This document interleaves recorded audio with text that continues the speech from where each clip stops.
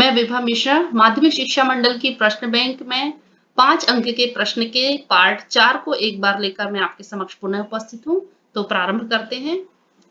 Unit 6 के जो अपने 5 अंक के प्रश्न हैं, इसमें से यूनिट 6 से कुल 12 अंकों के प्रश्न आएंगे, जिसमें से 5 अंक का एक प्रश्न आएगा। तो इसमें जो संबंधित प्रश्न है उसका हल आज हम देखेंगे। जैसे पहला प्रश्न है कि राष्ट्रीय आय की अवधारणाएं समझाइए, यानी जो भी कॉन्सेप्ट्स हैं राष्ट्रीय आय के अंतर्गत आते हैं उनको समझाना है। 5 अंक के प्रश्न है तो यहाँ मैंने 5 कॉन्सेप्ट्स दिए हुए हैं। तो जैसे राष्ट्रीय आय की अवधारणा के अंतर्गत निम्नलिखित को शामिल किया जाता है। पहला है सकल घरेलू उत्पाद, जिसे हम इंग्लिश में ग्रॉस डोमेस्टिक प्रोडक्ट कहते हैं, इसका शॉर्ट फॉर्म होता है जीडीपी। दूसरा है शुद्ध घरेलू उत्पाद, जिसे हम नेट डोमेस्टिक प्रोडक्ट कहते हैं, एनएनपी। तीसरा है सकल राष्ट्रीय उत्पाद, ग्रॉस नेशनल प्रोडक्ट, जीएनपी। चौथा है शुद्ध राष्ट्रीय उत्पाद, नेट नेशनल प्रोडक्ट, एनएनपी। और पांचवा है व्यक्तिगत आय, पर्सनल इनकम, जिसे हम पीआई कहते हैं। इसके अलावा और भी कॉन्सेप्ट्स हैं, लेकिन 5 अंक के प्रश्न में यदि हम 5 ही लिखें, इनकी व्याख्या करेंगे तो वो पर्याप्त है 5 अंक के लिए। तो इनकी व्याख्या के अंतर्गत जैसे कि पहला देखेंगे सकल घरेलू उत्पाद। तो यहाँ हमें घरेलू से आशय रखना, ध्यान रखना है कि भारत का जो नक्शा है उस नक्शे की जो बाउंड्री लाइन है उसके अंदर ही रहकर हमें ध्यान में रखना है। तो भारत देश के अंतर्गत जो भी उत्पादन होता है, चाहे वो वस्तुएं हो चाहे वो सेवाएं हो, तो और उनका जब हम उत्पादन होता है तो उनका हम मुद्रा में मूल्य निकालते हैं। कारण यह है कि बहुत सारी वस्तुओं और सेवाओं का उत्पादन होता है, तो उनकी गणना हम कैसे करेंगे, क्योंकि उनका मापदंड अलग अलग होता है। जैसे भारशील वस्तुओं को हम टन में देखते हैं, कपड़े को मीटर में देखते हैं, स्थान को एकड़ में देखते हैं, तो उनको हम किस हिसाब से हम उनकी गणना करेंगे। तो जब हम राष्ट्रीय आय की गणना करते हैं तो इसके अंतर्गत जो वस्तुएं सेवाओं का उत्पादन होता है उसका मुद्रा में मूल्य निकाला जाता है और उसका फिर योग किया जाता है। जैसे कि लिखा हुआ है कि सकल घरेलू उत्पाद से तात्पर्य किसी देश में एक निश्चित समयावधि में एक देश की घरेलू सीमा में उत्पादित अंतिम वस्तुओं और सेवाओं के मौद्रिक मूल्यों के योग से है। तो यहाँ निश्चित समयावधि होती है, जब भी राष्ट्रीय आय की गणना करते हैं तो उसकी एक समयावधि होती है। जैसे भारत के संदर्भ में इसकी समयावधि होती है 1 वर्ष। एक बात और लिखी हुई है यहाँ पे कि अर्थव्यवस्था के विभिन्न क्षेत्र होते हैं, जैसे प्राथमिक, द्वितीयक और तृतीयक। इनमें जो भी वस्तुओं सेवाओं का उत्पादन होता है, जैसे कि हम पहले भी पढ़ चुके इसके बारे में, प्राथमिक क्षेत्र के अंतर्गत कृषि आदि आता है, द्वितीयक क्षेत्र के अंतर्गत निर्माणी क्षेत्र आते हैं, उद्योग आदि, और तृतीयक क्षेत्र के अंतर्गत सेवा क्षेत्र आते हैं। फिर एक बात और लिखी है कि यह एक भौगोलिक धारणा है, भौगोलिक क्षेत्र से इसका संबंध है। तो सकल घरेलू उत्पाद से आशय है भारत देश की भौगोलिक सीमा के अंतर्गत जो भी वस्तु सेवा का उत्पादन होता है उसके मौद्रिक मूल्यों की गणना एक निश्चित समयावधि में की जाती है। यदि हम सूत्र रूप में देखें इसको, तो सकल घरेलू उत्पाद यानी जीडीपी बराबर लिखा हुआ है P ब्रैकेट में G प्लस P ब्रैकेट में S। यहाँ G means goods and S means service, यानी गुड्स और सर्विस। इनका P यानी प्राइस यानी मुद्रा में मूल्य। जब हम वस्तुओं सेवाओं का मुद्रा में मूल्य निकालेंगे, चाहे वो वस्तुएं हो चाहे वो सेवाएं हो, और उनका हम योग कर देते हैं, जो भी आता है हल वो कहलाता है सकल घरेलू उत्पाद। इसकी एक और परिभाषा दी हुई है कि किसी देश के सकल राष्ट्रीय उत्पाद की गणना करने में विदेशों से प्राप्त शुद्ध साधन आय को ना सम्मिलित करें तो वह सकल घरेलू उत्पाद कहलाता है। जब हम सकल राष्ट्रीय उत्पाद की गणना करेंगे तो उसमें हम ये भी देखेंगे शुद्ध आय को यदि हम घटा देंगे तो हम सकल घरेलू उत्पाद को ज्ञात कर सकते हैं। तो ऊपर जो अपन ने परिभाषा लिखी वो भी पर्याप्त है। फिर दूसरा है शुद्ध घरेलू उत्पाद, जिसे हम एनडीपी भी कहते हैं। शुद्ध घरेलू उत्पाद की बहुत ही सरल परिभाषा है, जो अपन ने अभी सकल घरेलू उत्पाद देखा उसमें से कुछ नहीं करना, केवल मूल्य ह्रास को घटा देना है। जैसे सबसे पहले हम सूत्र देखेंगे, लिखा हुआ है विशुद्ध घरेलू उत्पाद बराबर, विशुद्ध यानी शुद्ध की बात है, बराबर लिखा हुआ है सकल घरेलू उत्पाद माइनस मूल्य ह्रास। अब मूल्य ह्रास क्या है? मूल्य ह्रास जो मशीनों संयंत्रों पर प्रयोग के कारण जो भी टूट फूट या घिसावट होती है उसे हम मूल्य ह्रास कहते हैं। तो उसको हम घटा देते हैं तो शुद्ध निकल आता है। परिभाषित कर लेते हैं कि किसी राष्ट्र में एक वर्ष में उत्पादित की गई अंतिम वस्तुओं सेवाओं के कुल मौद्रिक मूल्य। यहाँ तक जो परिभाषा हुई है तो सकल घरेलू उत्पाद की है। अब उसी में से घिसावट व्यय या प्रतिस्थापन व्यय को घटा दिया जाता है, तो जो भी शेष बचता है उसे हम शुद्ध घरेलू उत्पाद कहते हैं। अगला है सकल राष्ट्रीय उत्पाद। यह भी बहुत सारा है। जो भी अपन ने सकल घरेलू उत्पाद देखा था पहले नंबर पे, उसमें ही केवल प्लस होता है विदेशों से प्राप्त शुद्ध साधन आय। इसका भी हम पहले सूत्र रूप में देखेंगे कि सकल राष्ट्रीय उत्पाद यानी जीएनपी बराबर लिखा हुआ है जीडीपी प्लस एनएफआईए। जीडीपी तो जो है सकल घरेलू उत्पाद है, अब NFIA net factor income from abroad यानी विदेशों से जो भी शुद्ध साधन आय प्राप्त होती है। चाहे हम निर्यात और आयात का अंतर देख लें या फिर हम देखेंगे कि एक देश के निवासी दूसरे देशों में भी आर्थिक उत्पादन से आय प्राप्त करते हैं, दूसरे देश के हमारे देश में भी करते हैं, तो उनके बीच का जो अंतर है, जो अतिरिक्त जो भी होगा उसे हम प्लस कर देते हैं। परिभाषा लिखी हुई है कि सकल राष्ट्रीय उत्पाद से तात्पर्य एक देश के सामान्य निवासियों द्वारा उत्पादित अंतिम वस्तुओं सेवाओं के मौद्रिक मूल्यों के योग से है। यह एक राष्ट्रीय धारणा है। अभी अपन ने सकल घरेलू उत्पाद देखा था, तो वो तो भौगोलिक धारणा थी, और सकल राष्ट्रीय उत्पाद जो है वो राष्ट्रीय धारणा। अब इस राष्ट्रीय धारणा के अंतर्गत जो सामान्य निवासी लिखा हुआ है, सामान्य निवासी यानी जो हमारे देश के जो व्यक्ति हैं जो दूसरे देशों से आर्थिक उत्पादन कर रहे हैं, उनसे संबंध है सामान्य निवासियों का। यानी एक देश के जो नागरिक है वो दूसरे देश में यदि आर्थिक उत्पादन कर रहे हैं तो वो कहलाएंगे हमारे देश के सामान्य निवासी। यदि आर्थिक क्रिया उत्पन्न कर रहे हैं वो, उससे जो भी आय प्राप्त कर रहे हैं वही हमारे देश की आय होगी। आगे लिखा हुआ है कुल राष्ट्रीय उत्पाद में से पूंजीगत वस्तुओं की घिसावट, मूल्यह्रास तथा प्रतिस्थापन लागत आदि को घटाया नहीं जाता, क्योंकि यदि अपन इसको घटाएंगे तो वो शुद्ध कहलाएगा। यानी सकल में मूल्यह्रास शामिल होती है और शुद्ध जब हम निकालते हैं तो उसको घटा दिया जाता है। तो जीएनपी बराबर जीडीपी प्लस एनएफआईए। फिर इसी प्रकार से शुद्ध राष्ट्रीय उत्पाद, इसमें भी कुछ नहीं करना अपने को, मूल्यह्रास को घटा देना है। काय में से घटा देना है? राष्ट्रीय उत्पाद में से। कौन से राष्ट्रीय उत्पाद में से? सकल राष्ट्रीय उत्पाद में से। जैसे सूत्र रूप में लिखा हुआ है विशुद्ध राष्ट्रीय उत्पाद बराबर सकल राष्ट्रीय आय माइनस घिसावट व्यय। परिभाषित भी लिखा हुआ है कि कुल राष्ट्रीय उत्पाद में से मूल्यह्रास आदि को घटा दिया जाए तो जो शेष बचता है उसे विशुद्ध राष्ट्रीय उत्पाद कहते हैं। इसको बाजार कीमतों पर राष्ट्रीय आय भी कहा जाता है। अगला है व्यक्तिगत आय यानी पर्सनल इनकम। एक वर्ष की अवधि में एक देश के व्यक्ति या परिवार द्वारा जितनी आय वास्तव में वो प्राप्त करते हैं उन सभी आयों के जोड़ों को व्यक्तिगत आय कहा जाता है। तो व्यक्तिगत आय की जब हम गणना करते हैं तो उसकी गणना में राष्ट्रीय आय में से निगम कर या कंपनियों द्वारा अवितरित लाभांश तथा सामाजिक सुरक्षा के लिए किए गए अनिवार्य भुगतानों को घटाना चाहिए, क्योंकि ये लोगों की आय को कम कर देते हैं, लेकिन इसके साथ साथ लोगों को सामाजिक सुरक्षा के रूप में मिलने वाले लाभ को जोड़ दिया जाना चाहिए। अब ये अवितरित लाभांश या सामाजिक सुरक्षा के लिए किए गए भुगतान को क्यों घटा देना चाहिए? क्योंकि ये जो निगम कर या निजी आय, इसके अंतर्गत जो भी अवितरित लाभांश होता है, ये लाभांश कहलाता है, यानी कंपनी के द्वारा जो लाभ के रूप में जो उनको प्राप्त होता है वो उसका एक भाग जो है वो कंपनी अपने पास रखे रहती है, तो जो कि व्यक्तियों में वितरित नहीं किया जाता, इसलिए उसको अवितरित लाभांश, तो वो व्यक्तिगत आय में शामिल नहीं किया जाता है। और सामाजिक सुरक्षा के रूप में जो भी व्यय किया जाता है वो भी नहीं घटाया जाता। और हस्तांतरण भुगतान जो है उसको हम जोड़ते हैं। अगला प्रश्न है राष्ट्रीय आय गणना की आय विधि समझाइए। जब राष्ट्रीय आय ज्ञात करते हैं तो उसकी एक विधि है आय गणना विधि।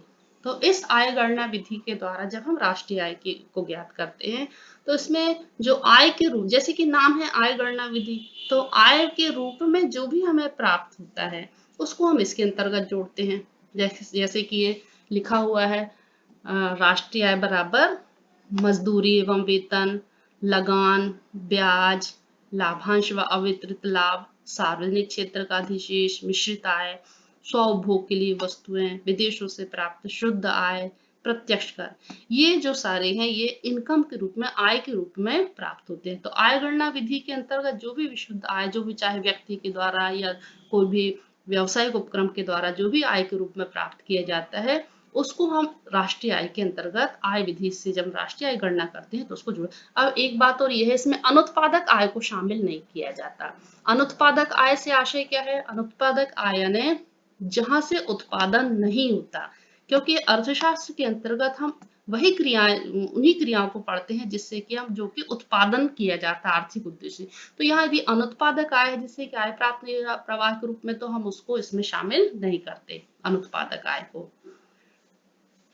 अब इसमें 5 अंक का प्रश्न है, तो इसमें हम 5 बिंदुओं को हम विस्तृत व्याख्या भी कर सकते हैं। जैसे पहला बिंदु है कि मजदूरी एवं वेतन। तो मजदूरी एवं वेतन क्या है? जो भी श्रमिक है, चाहे वो किसी भी प्रकार का कार्य कर रहे हैं, शारीरिक या मानसिक, तो उनके द्वारा जो सेवाएं दी जाती हैं और उसके बदले जो भी उन्हें मुद्रा के रूप में जो भी वेतन या मजदूरी जो भी प्राप्त होती है, वो मजदूरी एवं वेतन के अंतर्गत आती है। जैसे कि लिखा हुआ है कि श्रमिकों को प्राप्त सामाजिक सुरक्षा योगदान, पेंशन फंड, आवास, शिक्षा, मनोरंजन आदि सुविधाओं को भी सम्मिलित किया जाता है, क्योंकि ये सभी यदि वेतन या मजदूरी में शामिल होती हैं तो ये भी राष्ट्रीय आय की गणना में शामिल किया जाता है। फिर है लगान। लगान यानी भूमि के प्रयोग के बदले जो भी दिया जाता है मकान मालिक को या भूमिपति को, तो वो कहलाता है लगान। तो लगान भी एक प्रकार से, किराया भी जो है वो एक प्रकार से आय होती है। अब इसके अंतर्गत वह लगान या वह किराया या वह आय भी शामिल की जाती है जिसमें कि भूमिपति या जो मकान मालिक है वो स्वयं भी रह रहा है, स्वयं भी रह रहा है। तो यदि वो स्वयं रह रहा है तो उसके अंतर्गत जो भी ये दोनों प्रकार के लगान, चाहे आर्थिक हो एवं आरोपित, यानी स्वयं को उपभोग के लिए यदि वो मकान का उपयोग कर रहा है तो उसको भी हम राष्ट्रीय आय में शामिल करेंगे। फिर तीसरा है ब्याज। ब्याज यानी वह राशि जो ऋणी ऋणदाताओं को उसकी पूंजी के प्रयोग के बदले में देता है। यदि हम ऋण देते हैं तो ब्याज के रूप में हमें जो प्राप्त होगा वो हमारी आय कहलाएगी। इस प्रकार से ब्याज, बैंकों में जमा रकम, अन्य व्यक्तियों संस्था में जमा रकम, बॉन्ड्स, विनिमय पत्र, प्रतिज्ञा पत्र आदि के वित्तीय दावों के बदले में प्राप्त होता है को राष्ट्रीय आय में शामिल किया जाता है। अब ये तो आपको पता होगा बैंकों में जमा रकम क्या होता है, अन्य व्यक्तियों संस्था में जमा रकम, ये भी बॉन्ड्स जो है एक प्रकार, ये भी जो बॉन्ड्स है ये भी निवेश के लिए खुले होते हैं। विनिमय विपत्र, विनिमय विपत्र जो होते हैं वो एक व्यक्ति के द्वारा लिखा गया, दूसरे व्यक्ति के द्वारा स्वीकार किया गया एक प्रपत्र होता है जिसमें कि निश्चित राशि चुकाए जाने का आदेश होता है। प्रतिज्ञा पत्र, प्रतिज्ञा पत्र क्या होता है? प्रतिज्ञा पत्र जो होता है इसमें जो स्वयं देनदार जो होता है वो निश्चित रकम देने की प्रतिज्ञा करता है, वो साक्ष्य के सामने। फिर लाभांश व अवितरित लाभ, इसके बारे में पहले भी देख चुके हैं। तो जब हम राष्ट्रीय आय ज्ञात करते हैं तो इसके अंतर्गत अवितरित लाभांश व अवितरित लाभ, ये लाभ का एक भाग उसके अंशधारियों में बांटा जाता है, इसे लाभांश कहते हैं। एवं लाभ का एक भाग उत्पादक इकाई अपने पास सुरक्षित कोष के रूप में रख लेता है, जिसे हमने अवितरित भी देखा था, जिसका उपयोग आवश्यकता पड़ने पर किया जाता है, इसे अवितरित लाभ कहा जाता है। इनको राष्ट्रीय आय की गणना में, आय गणना विधि में शामिल किया जाता है। फिर पांचवा है स्व उपभोग के लिए वस्तुएं। स्व उपभोग यानी स्वयं उपभोग कर रहा है यदि, तो एक अर्थव्यवस्था में उत्पन्न सभी वस्तुएं बाजार में बिकने के लिए नहीं आती, बल्कि उसका एक भाग उत्पादक स्वयं अपने उपभोग के लिए अपने पास रख लेता है। जैसे किसान के द्वारा जो अनाज उत्पादित किया तो वह एक हिस्सा अपने पास रख लेता है। मकान मालिक ने यदि मकान किराए में दिया तो वह एक हिस्से जिसमें वो रह रहा है वो उसके पास रख लेता है। यदि भूमिपति है, भूमि के लिए वो लगान ले रहा है, कुछ हिस्से में यदि वो स्वयं कार्य कर रहा है तो वो उसका स्व उपभोग के लिए कहलाएगा। तो इस भाग को अतः इस भाग का मौद्रिक मूल्य राष्ट्रीय आय में सम्मिलित किया जाता है, भले ही वह स्वउपभोग के लिए रख रहा है। अगला प्रश्न है राष्ट्रीय आय गणना की व्यय विधि को समझाइए।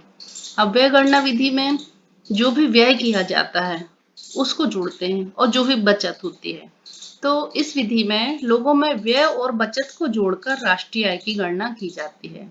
इस विधि के अनुसार किसी देश की कुल राष्ट्रीय आय लोगों के कुल उपभोग एवं बचतों के बराबर होती है। तो जो भी व्यय गणना विधि से जब हम राष्ट्रीय आय की गणना करते हैं तो जैसे भी अपन ने देखा आय विधि से यदि हम करते हैं तो जो भी आय के रूप में हमको प्राप्त होता है, लेकिन जब हम व्यय गणना विधि से राष्ट्रीय आय ज्ञात कर रहे हैं तो जो भी व्यय होता है उसके माध्यम से हम ज्ञात करते हैं। राष्ट्रीय आय की गणना करने के लिए व्यय विधि के अंतर्गत एक वर्ष के अंदर होने वाले समस्त व्ययों का योग करते हैं। राष्ट्रीय आय की गणना हम वार्षिक करते हैं, हर वर्ष करते हैं, तो उस वर्ष में जो भी व्यय हुआ, तो अब राष्ट्रीय की गणना के लिए जो भी व्यय होते हैं उसके कुछ घटक हैं। पहला है जैसे निजी उपभोग व्यय, दूसरा है विनियोग जिसे हम निवेश व्यय भी कहते हैं, तीसरा है सरकारी व्यय, फिर शुद्ध निर्यात व्यय और ह्रास या घिसावट। निजी उपभोग व्यय क्या है? निजी उपभोग व्यय जैसे कि नाम से आशा है कि निजी के द्वारा जो भी उपभोग हेतु व्यय किया जाता है, जो व्यय निजी व्यक्तियों अथवा परिवारों द्वारा अपने उपभोग पर किया जाता है उसे हम निजी उपभोग व्यय कहते हैं।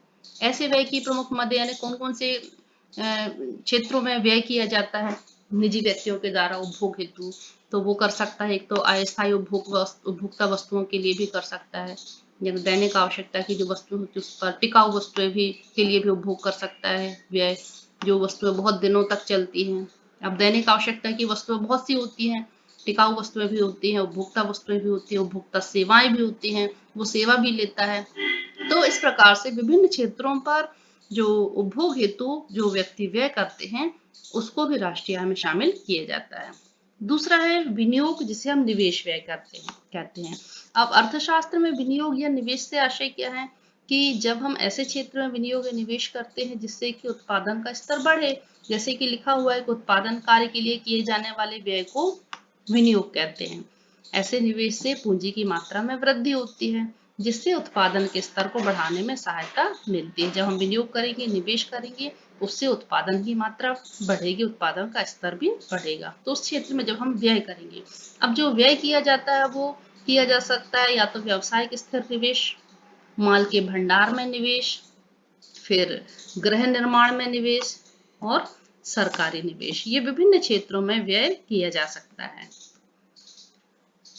फिर है सरकारी व्यय। सरकारी व्यय ना सरकार के द्वारा जो विभिन्न प्रकार की सुविधाएं दी जाती हैं, जैसे शिक्षा, चिकित्सा, सामाजिक सुरक्षा योजना, कानून व्यवस्था, सीमाओं की रक्षा, इन पर सरकार के द्वारा विभिन्न प्रकार का जो व्यय किया जाता है, इस व्यय के माध्यम से भी हम राष्ट्रीय आय की गणना करते हैं। आगे लिखा हुआ है कि इन सभी सुविधाओं को उपलब्ध कराने में सरकार को काफी व्यय करना होता है। इस व्यय को देशवासियों के जीवन स्तर में, इससे देशवासियों के जीवन स्तर में सुधार होता है और उनकी कार्यकुशलता में भी वृद्धि होती है। सरकार के द्वारा जब जनता पर विभिन्न प्रकार की सुख सुविधाओं पर व्यय किया जाता है, उससे उनका जीवन स्तर भी बढ़ता है। यानी सरकार के द्वारा बड़ी भारी मात्रा में राशि या धन जो होता है वो व्यय भी किया जाता है और हस्तांतरण भी किया जाता है। कुछ हस्तांतरण ऐसा किया जाता है जो कि उत्पादक नहीं होता, और जब हस्तांतरण व्यय किया जाता है उसको हम राष्ट्रीय आय की गणना में शामिल नहीं करते, क्योंकि जो हस्तांतरण व्यय होता है वो एक ही प्रकार, एक हाथ से दूसरे हाथ में जाता है, उससे कोई उत्पादन क्षेत्र में तो वृद्धि नहीं होती। लेकिन जो अपन ने ऊपर सरकार के द्वारा योजनाएं देखी, इन पर जो व्यय किया जाता है वो राष्ट्रीय आय में शामिल किया जाता है, हस्तांतरण व्यय को छोड़कर। फिर चौथा है शुद्ध निर्यात व्यय। शुद्ध निर्यात व्यय यानी सरकार के द्वारा विभिन्न क्षेत्रों पर वस्तुओं और सेवाओं का आयात भी किया जाता है और निर्यात भी किया जाता है। तो जब हम शुद्ध निर्यात निकालते हैं तो दोनों के बीच का जो अंतर होता है, तो शुद्ध निर्यात व्यय की गणना आयात एवं निर्यात के अंतर के आधार पर की जाती है। शुद्ध निर्यात व्यय को भी राष्ट्रीय आय की गणना करते समय जोड़ा जाता है कि कितना हमने व्यय किया। फिर पांचवा है ह्रास या घिसावट। उत्पादन प्रक्रिया में पूंजीगत वस्तुओं में घिसावट के कारण भी हानि होती है, उस पर जो भी व्यय किया जाता है, मशीनों आदि के सुधार पर जो भी खर्च किया जाता है। तो अपन व्यय विधि से राष्ट्रीय आय की गणना कर रहे हैं, तो इसमें ह्रास में जो ये घिसावट व्यय किया जाता है, इससे संबंधित राशि को राष्ट्रीय आय में जोड़ा जाता है। इस प्रकार हम देख सकते हैं कि सकल राष्ट्रीय व्यय बराबर, जब हम व्यय गणना विधि से राष्ट्रीय आय की गणना कर रहे हैं तो उसमें कौन कौन सा व्यय जोड़ा जाता है? निजी उपभोग व्यय, विनियोग, सरकारी व्यय, शुद्ध निर्यात और ह्रास। फिर अगला प्रश्न है राष्ट्रीय आय गणना की उत्पादन वृद्धि रीति का वर्णन कीजिए। उत्पाद वृद्धि रीति, राष्ट्रीय आय की गणना की अपन ने आय विधि देखी, व्यय विधि देखी, अब तीसरी हम देखेंगे उत्पाद वृद्धि रीति, से मूल्य वृद्धि रीति भी कहते हैं। तो इस विधि के अंतर्गत राष्ट्रीय आय का आकलन करने के लिए वर्ष भर के, जब हम राष्ट्रीय गणना करते हैं तो एक वर्ष के लिए करते हैं, तो जो वर्ष भर का जो उत्पादन होता है उसमें से मूल्य में से सकल मूल्य में से प्रयुक्त साधनों के मूल्य को घटा दिया जाता है, जो शेष बचता है वही राष्ट्रीय आय कहलाता है। तो प्रयुक्त साधनों के मूल्य से आशय है यहाँ पर जो अतिरिक्त, या जो हम कह सकते, अभी आगे हम दूसरी परिभाषा में और स्पष्ट हो जाएगा कि जैसे दूसरे शब्दों में इस विधि के अंतर्गत उत्पादित सभी अंतिम उपभोग्य वस्तुएं एवं सेवाओं के मूल्य को जोड़ा जाता है। अब यहाँ अंतिम उपभोग वस्तुएं एवं सेवा कहा है, यदि हम कुछ मध्यवर्ती वस्तुएं लेते तो उनको शामिल नहीं किया जाता, इसमें केवल अंतिम उपभोक्ता वस्तुओं को शामिल किया जाता है।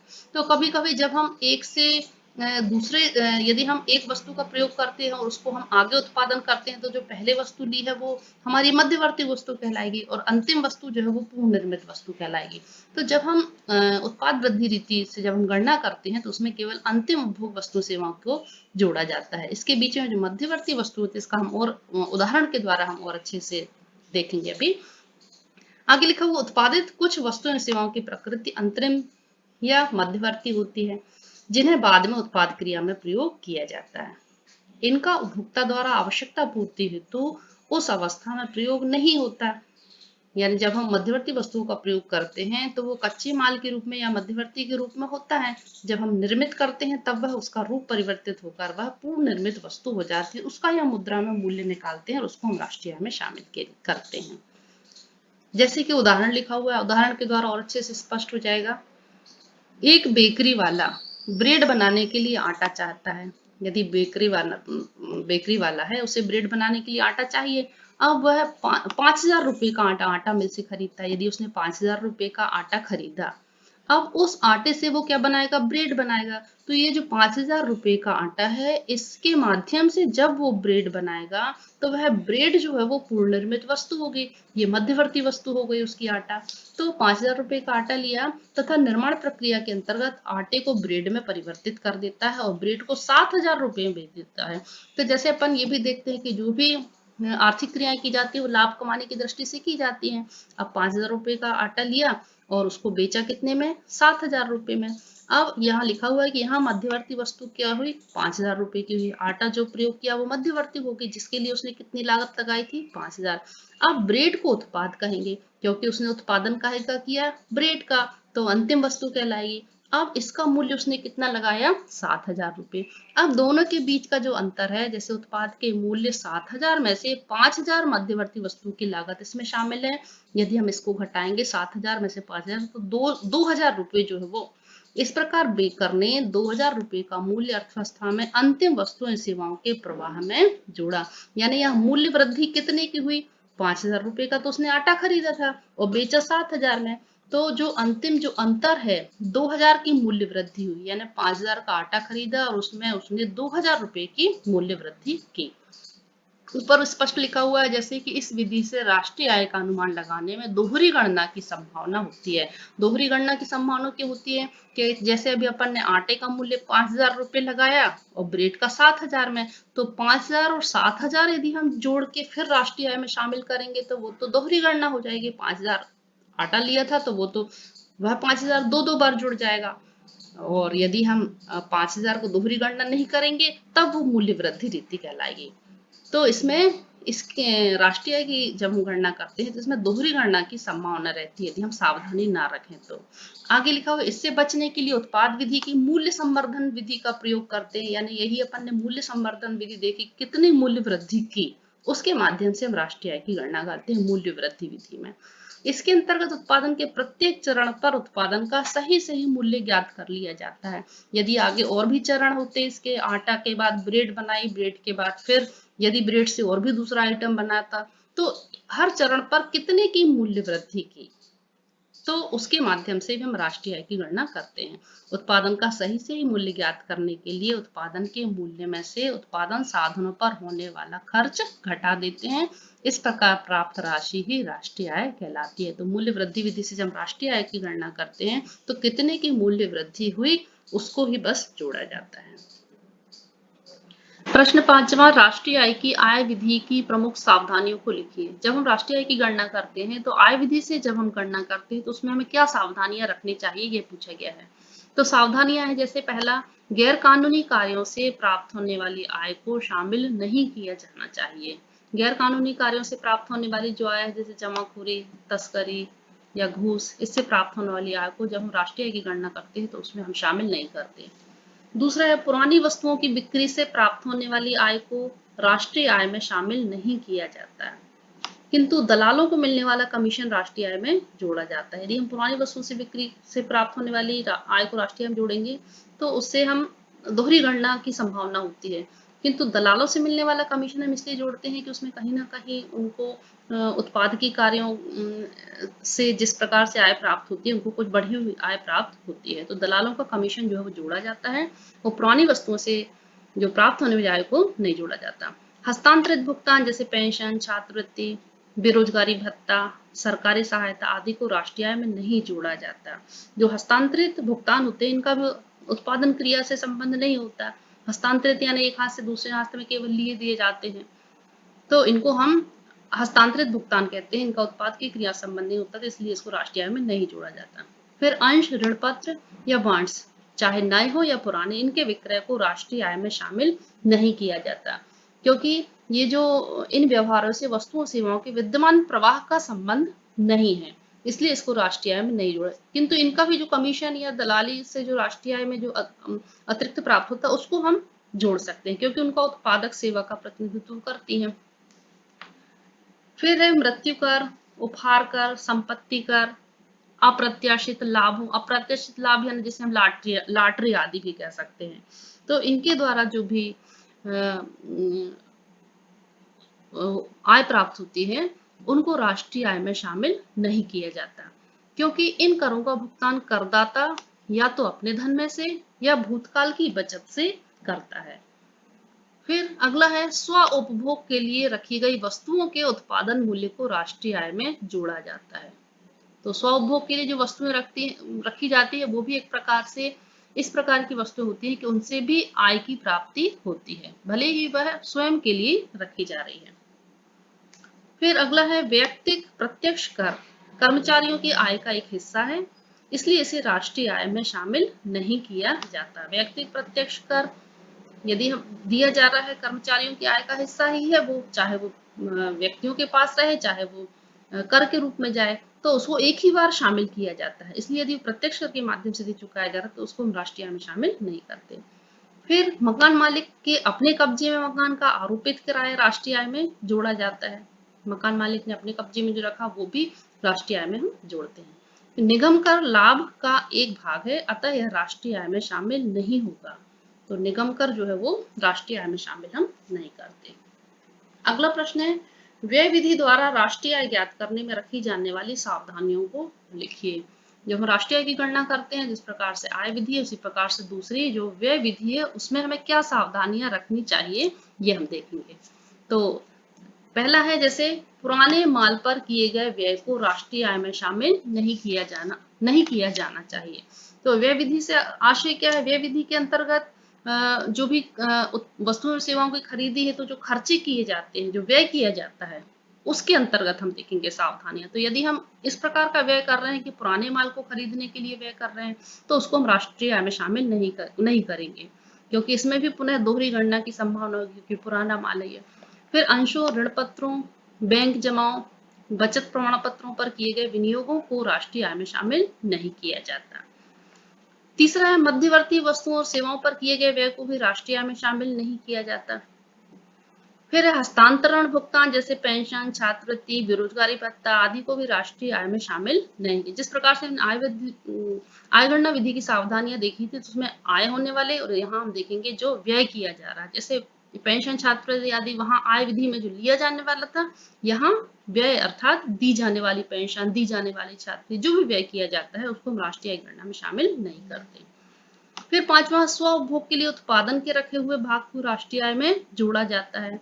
स्व उपभोग के लिए जो भी हम उत्पादन के लिए जो भी भाग रखते हैं तो भले ही हमने अपने लिए रखा लेकिन वह भी यदि हम दूसरे से लेंगे तो वह तो हमें खर्च करना ही पड़ता, तो इसको भी राष्ट्रीय आय में जोड़ते हैं जो स्व उपभोग के लिए रखा जाता है। उत्पादकों के स्वयं के भवन का आरोपित किराया को राष्ट्रीय आय में जोड़ा जाता है। यदि कोई मकान मालिक स्वयं का उपभोग कर रहा है तो उसको हम राष्ट्रीय आय में जोड़ेंगे, क्योंकि यदि हम अलग से किराए से मकान लेते तो हमें तो व्यय करना ही होगा। तो आय विधि और व्यय विधि के पॉइंट लगभग एक से है। हमें यह ध्यान रखना है कि आय विधि में जो प्राप्त होने वाली आय और व्यय विधि में जो वस्तुओं सेवाओं के लिए जो खर्चे किए जाते हैं उनके माध्यम से राष्ट्रीय आय की गणना में सावधानियां पूछी गई हैं। प्रश्न 7वां, राष्ट्रीय आय के चक्रीय प्रवाह को समझाइए। तो यहाँ आय का चक्रीय प्रवाह, इस प्रवाह को हम चित्र के माध्यम से भी समझेंगे। तो जैसे यहाँ लिखा हुआ है कि आय के चक्रीय प्रवाह से आशय मुद्रा तथा पदार्थ तथा सेवाओं के निरंतर प्रवाह से है। आय का चक्रीय प्रवाह अर्थव्यवस्था के प्रमुख क्षेत्रों जैसे परिवार, फर्म, सरकारी क्षेत्र से जुड़ा रहता है। जैसे उदाहरण के लिए फर्में पहले आय सृजित करती हैं, तत्पश्चात ये आय परिवारों में साधन सेवाएं प्रदान करने के लिए वितरित की जाती हैं और अंत में वही आय फर्मों के पास वापस आ जाती है। यही आय का चक्रीय प्रवाह है। चित्र के माध्यम से हम देखेंगे ये आय का चक्रीय प्रवाह बना हुआ है। इसमें सबसे पहले जो व्यावसायिक फर्म है, अब ये व्यावसायिक फर्म जो है ये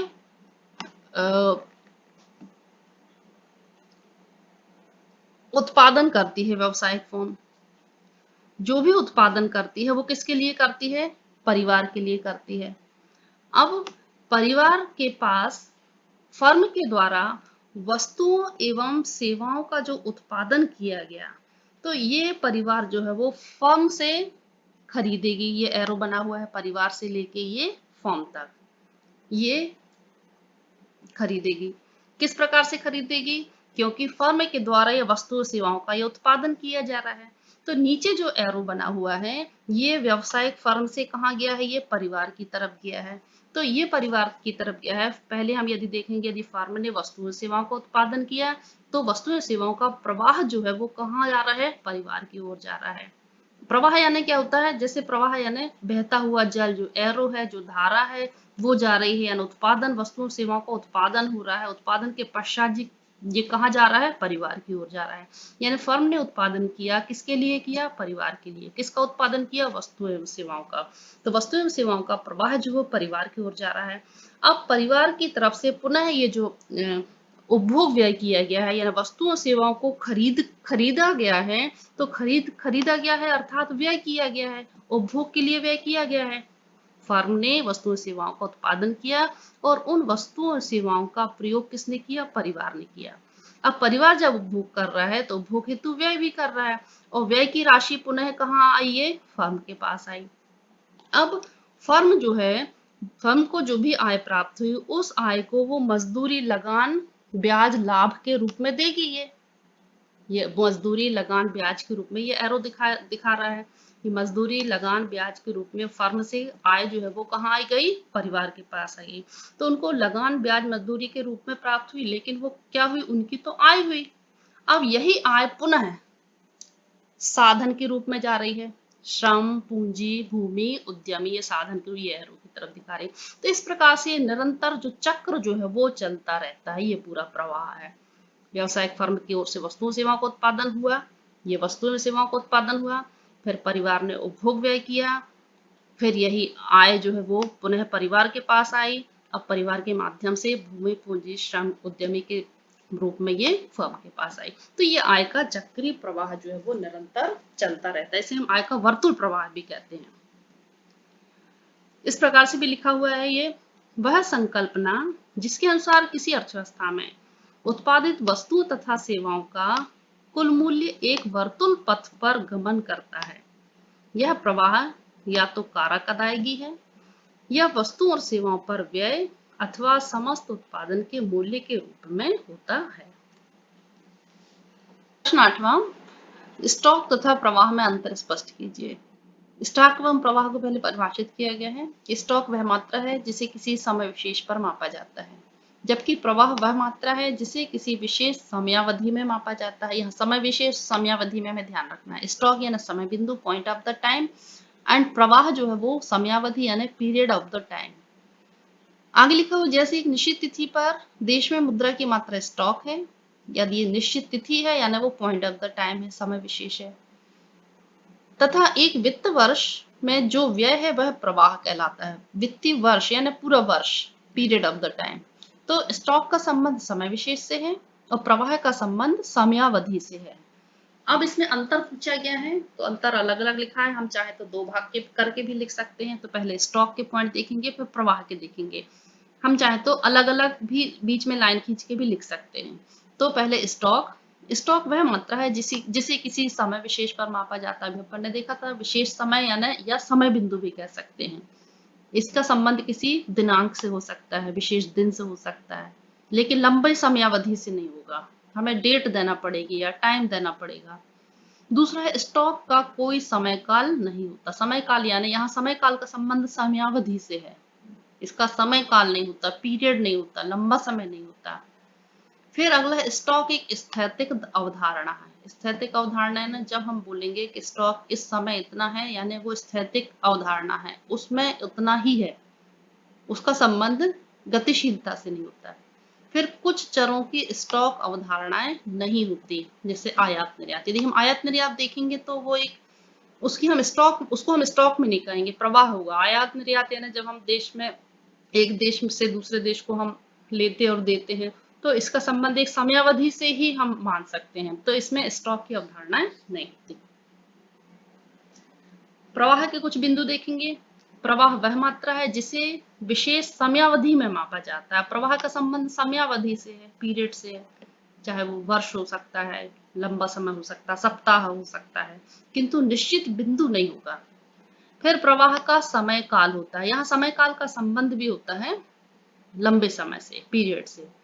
फिर प्रवाह एक प्रावेगिक अवधारणा है। जैसे हमने स्टॉक में स्थैतिक अवधारणा देखी थी, यहाँ ये प्रावेगिक अवधारणा, यहाँ प्रावेगिक का संबंध गतिशीलता से।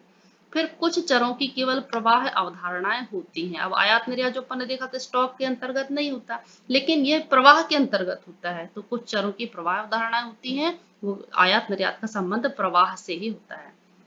अगला प्रश्न, मूल्यह्रास को समझाइए। मूल्यह्रास का संबंध अपन ने अभी शुरू में भी देखा था। तो मूल्यह्रास यानी जो क्षतिपूर्ति होती है, गिरावट व्यय होता है, उसका संबंध मूल्यह्रास से होता है। तो अचल संपत्तियों के निरंतर उपयोग के कारण, अचल संपत्ति यानी स्थिर संपत्ति, जिसे हम मशीन आदि कह सकते हैं, भूमि, भवन, ये कहलाती हैं। तो अचल संपत्तियों के निरंतर उपयोग के कारण यदि हम उनका लगातार उपयोग करें, तो इन परिसंपत्तियों के मूल्य में आने वाली शनः शनः कमी ही मूल्यह्रास कहलाती है। अचल संपत्तियों के अंतर्गत यदि हम देखें मशीन का हम कई सालों तक लगातार प्रयोग करेंगे, लंबे समय तक, तो उसमें कहीं ना कहीं कमी आएगी, तब हमें रिपेयरिंग कराना पड़ेगा, उनके पार्ट्स बदलने पड़ेंगे। मकान है, यदि मकान में हम किसी प्रकार का कोई सुधार कार्य नहीं करें, लगातार कई वर्षों तक करें, तो वो तो टूट फूट जाएगा। तो उसमें हमें कुछ ना कुछ व्यय करना होता है, उसमें सुधार कार्य करना होता है, उसे हम मूल्यह्रास कहते हैं। जैसे मूल्यह्रास का आशय लिखा हुआ है कि परिसंपत्ति के मूल्य में आने वाली शनः शनः कमी ही मूल्यह्रास कहलाती है। सामान्य टूट फूट एवं अप्रचलन के कारण स्थायी संपत्तियों के मूल्य में गिरावट को स्थायी पूंजी का उपभोग कहते हैं। तो जो सामान्य टूट फूट होती है या जो अप्रचलन के कारण यानी जो चलन में नहीं होता है या कम चलन में होता है, तो उनके कारण स्थायी संपत्तियों के मूल्य में गिरावट को स्थायी पूंजी का उपभोग कहते हैं। यदि हम उनका लगातार प्रयोग करेंगे तो उसमें जो कमी आएगी वो क्या कहलाएगा, स्थायी पूंजी का उपभोग कहलाएगा। फिर राष्ट्रीय आय की गणना के लिए सकल राष्ट्रीय उत्पाद में से ह्रास को घटाया जाता है। यही मूल्य ह्रास की जब हम राष्ट्रीय आय की गणना करते हैं, तो उसमें यदि हम सकल राष्ट्रीय उत्पाद या सकल घरेलू उत्पाद की गणना कर रहे हैं, तो उसमें हम मूल्य ह्रास जो है वो उसको घटाया जाता है। राष्ट्रीय आय की गणना के लिए सकल राष्ट्रीय उत्पाद में से मूल्य ह्रास को घटाया जाता है। यदि हम सकल राष्ट्रीय उत्पाद में से मूल्य ह्रास को घटाएंगे तो शुद्ध राष्ट्रीय उत्पाद निकलेगा। इसी प्रकार से सकल घरेलू उत्पाद में से हम मूल्य ह्रास को घटाएंगे तो शुद्ध घरेलू उत्पाद निकलेगा। तो राष्ट्रीय की जब हम गणना करते हैं तो उसमें मूल्य ह्रास का विशेष महत्व है कि सकल में ये जोड़ा जाता है और जब हम शुद्ध निकालते हैं तो उसको घटाया जाता है। अगला प्रश्न है, राष्ट्रीय आय का महत्व लिखिए। तो राष्ट्रीय आय के महत्व के बिंदु, पहला क्या है, जब हम राष्ट्रीय आय की गणना करते हैं तो उसका क्या महत्व है। तो पहला बिंदु, आर्थिक विकास का मापदंड। जब हम राष्ट्रीय आय की गणना करते हैं तो उसमें जिस देश की राष्ट्रीय आय अधिक होती है वह आर्थिक दृष्टि से विकसित माने जाते हैं वो देश, और जिन देशों की राष्ट्रीय आय कम होती है वो पिछड़े हुए देश माने जाते हैं। यानी हम आर्थिक विकास का मापदंड राष्ट्रीय आय के माध्यम से हम विभिन्न देशों के आर्थिक विकास का मापन कर सकते हैं कि राष्ट्रीय आय अधिक तो वो संपन्न देश कहलाएगा, कम होगा तो संपन्न देश नहीं कहलाएगा। दूसरा है जीवन स्तर का सूचक। राष्ट्रीय आय के माध्यम से हम उस देश के लोगों का जीवन स्तर हम माप सकते हैं। कि जिस देश में प्रति व्यक्ति राष्ट्रीय आय जितनी अधिक होगी वहां के नागरिकों का जीवन स्तर प्राय उतना ही ऊंचा होगा। यदि राष्ट्रीय आय अधिक होगी तो प्रति व्यक्ति आय भी अधिक होगी, और प्रति व्यक्ति आय अधिक होगी तो उनका उपभोग का स्तर भी ऊंचा होगा। इसका विपरीत राष्ट्रीय आय कम होगी तो वहां की प्रति व्यक्ति आय कम होगी, लोगों का जीवन स्तर भी कम होगा। तो राष्ट्रीय आय के माध्यम से वहां के लोगों का जीवन स्तर भी हम माप सकते हैं, उनका सूचक होता है। फिर तुलनात्मक अध्ययन में सहायक, यदि हमें विभिन्न देशों की तुलनात्मक स्थिति का अध्ययन करना है तो हम विभिन्न देशों की राष्ट्रीय आय और प्रति व्यक्ति आय के माध्यम से हम उनका तुलनात्मक अध्ययन कर सकते हैं। अगला है राष्ट्रीय कल्याण का मापक। यदि अन्य बातें समान रहे तो राष्ट्रीय आय में वृद्धि होने पर आर्थिक कल्याण भी बढ़ जाता है, तथा राष्ट्रीय आय में कमी होने पर आर्थिक कल्याण भी कम हो जाता है। यानी देशों का जो आर्थिक कल्याण है उसका मापन करती है राष्ट्रीय आय। अगला, आर्थिक नीति के निर्माण में सहायक। राष्ट्रीय आय के आंकड़े किसी देश की आर्थिक नीति के निर्माण में भी सहायक होते हैं। राष्ट्रीय आय अधिक होती है उस प्रकार की नीतियां बनाई जाती हैं, राष्ट्रीय आय कम होने पर अलग प्रकार की नीतियां बनाई जाती हैं। तो राष्ट्रीय आय के माध्यम से ही विदेशों की विभिन्न प्रकार की आर्थिक नीतियों का निर्माण किया जाता है। इन आंकड़ों से सरकार को रोजगार, साख, बचत तथा विनियोग संबंधी मामलों में आर्थिक नीति बनाने में सहायता मिलती है। अगला प्रश्न है, भारत में राष्ट्रीय आय कम होने के कारण लिखिए। तो राष्ट्रीय आय कम है यदि तो वहां के क्या कारण, क्यों है राष्ट्रीय आय कम? पहला है जनसंख्या में वृद्धि।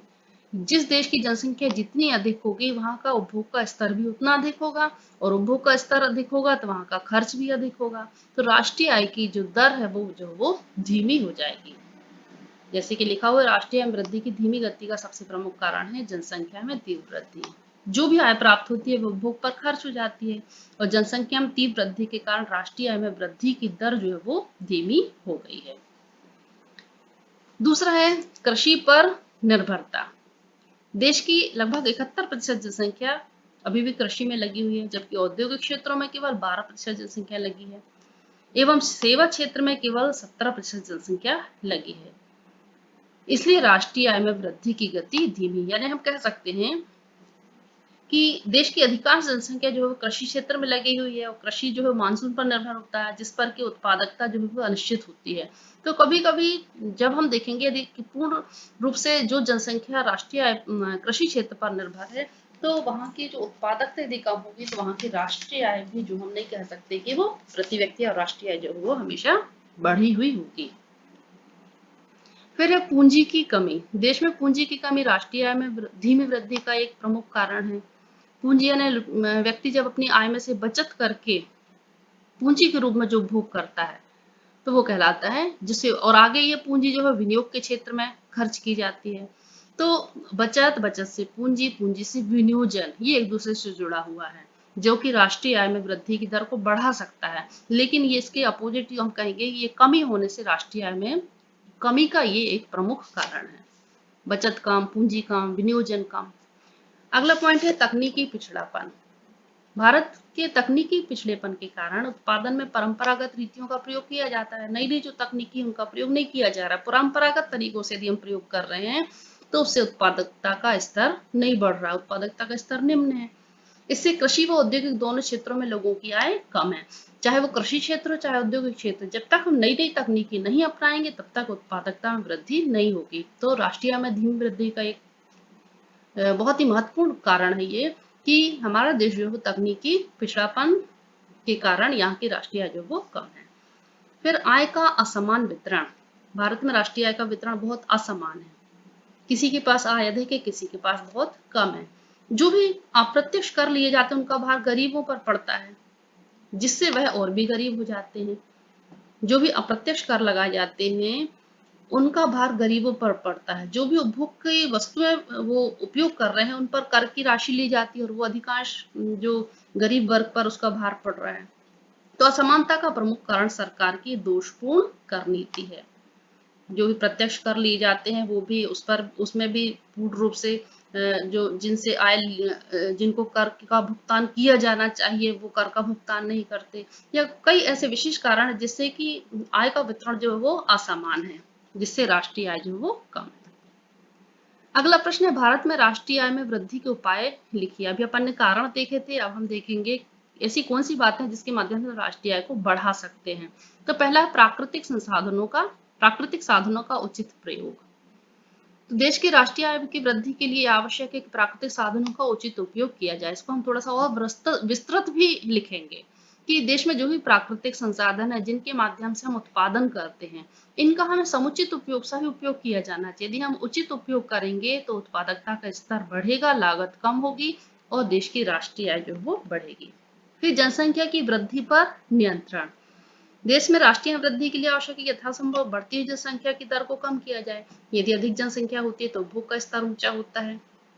तो जनसंख्या कम हो जिससे कि लोगों की बचत हो, बचत होगी तो बचत से फिर पूंजी और विनियोजन वृद्धि से राष्ट्रीय आय बढ़ सकती है। इसको भी हम थोड़ा सा विस्तृत लिखेंगे। तीसरा है बचतों को प्रोत्साहन एवं पूंजी पूंजी में भी प्रोत्साहन। देश की राष्ट्रीय आय में वृद्धि के लिए घरेलू बचतों को प्रोत्साहित किया जाना चाहिए तथा उन बचतों को पूंजी निर्माण में बदल दिया जाना चाहिए। तो बचत और पूंजी निर्माण की दर में भी वृद्धि की जानी चाहिए जिससे कि राष्ट्रीय आय बढ़े। फिर है कृषि का आधुनिकीकरण। अभी अपन ने देखा था कृषि और निर्माणी क्षेत्र जो परंपरागत तरीके से हो रहा है जिससे राष्ट्रीय आय जो है वो कम है। तो हमें राष्ट्रीय आय में वृद्धि के लिए इनका आधुनिकीकरण करना चाहिए। आधुनिकीकरण है ना, हमें नए नए तरीकों से हमें कृषि क्षेत्र में कृषि कार्य करना चाहिए या औद्योगिक क्षेत्र में भी। तो जब तक हम आधुनिकीकरण नहीं अपनाएंगे तब तक हमारा उत्पादन का स्तर नहीं बढ़ेगा। तो हमें आधुनिकीकरण अपनाना है जिससे कि उत्पादकता में वृद्धि हो, चाहे वो कृषि क्षेत्र हो चाहे वो औद्योगिक क्षेत्र हो। फिर है साहसियों को पर्याप्त सुविधाएं एवं प्रेरणाएं। राष्ट्रीय आय में वृद्धि के लिए सरकार को चाहिए कि वह उद्योग स्थापित करने वाले साहसियों को पर्याप्त सुविधाएं दे तथा उनको उत्पादन करने के लिए प्रोत्साहित करे। जो भी राष्ट्रीय आय वृद्धि की जो भी हमारे देश में जो भी साहसी या जो भी विनियोजन कार्य करते हैं तो उनको इस प्रकार की सुविधाएं देनी चाहिए ताकि वह उद्योग क्षेत्र में आगे आए, पर्याप्त विनियोजन करें। यदि विनियोजन करेंगे तो उत्पादकता बढ़ेगी, लोगों को रोजगार बढ़ेगा, प्रति व्यक्ति आय बढ़ेगी और राष्ट्रीय आय बढ़ेगी। तो धन्यवाद। ये 5 अंक के प्रश्नों का मेरा पार्ट 4 है, अभी पार्ट 5 भी मैं डालने वाली हूँ। इसके पहले के पार्ट 1, 2, 3 जिसमें 5 अंक के प्रश्न को लिया गया है उसकी लिंक मैं डिस्क्रिप्शन बॉक्स में डाल रही हूँ। तो आप उससे के माध्यम से अपनी तैयारी कर सकते हैं। Okay, thank you.